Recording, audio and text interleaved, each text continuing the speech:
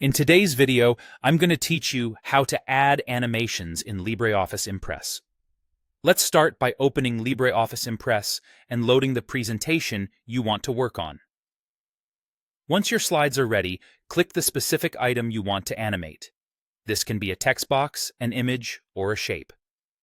Selecting the object first ensures any animation you add will be applied to the right element. Next, open the animation controls. You can do this in whichever way is most convenient for you.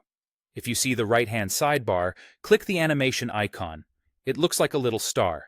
If the sidebar isn't visible or you prefer the menu bar, go to View, then choose Animation. You can also right-click directly on your selected object and choose Animation from the context menu. All three methods bring up the same panel where you'll set everything up.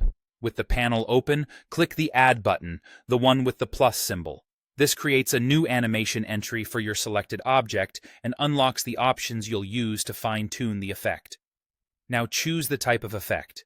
You'll see 4 categories. Entrance controls how the object appears on the slide. Emphasis applies movement or style changes while it's already visible, which is perfect for drawing attention to a point. Exit controls how the object leaves the slide. Motion paths move the object along a defined route, which is great for showing flow or direction. After picking a category, select a specific style, such as fly in, fade, or spin. Think about the tone of your presentation when choosing these. Fade is subtle and professional, while spin or fly in can be more dynamic. Consistency across a slide often looks cleaner and keeps the audience focused on your message. Set when the animation begins. On click, waits for your click during the slideshow, which is useful for pacing your narration. With previous starts at the same time as the animation before it, and after previous waits for the previous animation to finish before starting. These timing options help you sequence multiple elements so they appear exactly when you want. Finally, adjust duration and delay.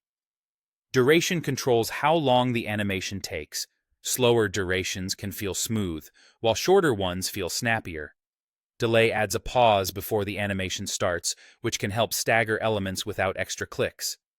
A good rule of thumb is to keep durations consistent across similar items so the slide feels cohesive. That's it. You've added and tailored animations in LibreOffice Impress with control over effect type, style, start behavior, and timing for a polished, engaging presentation.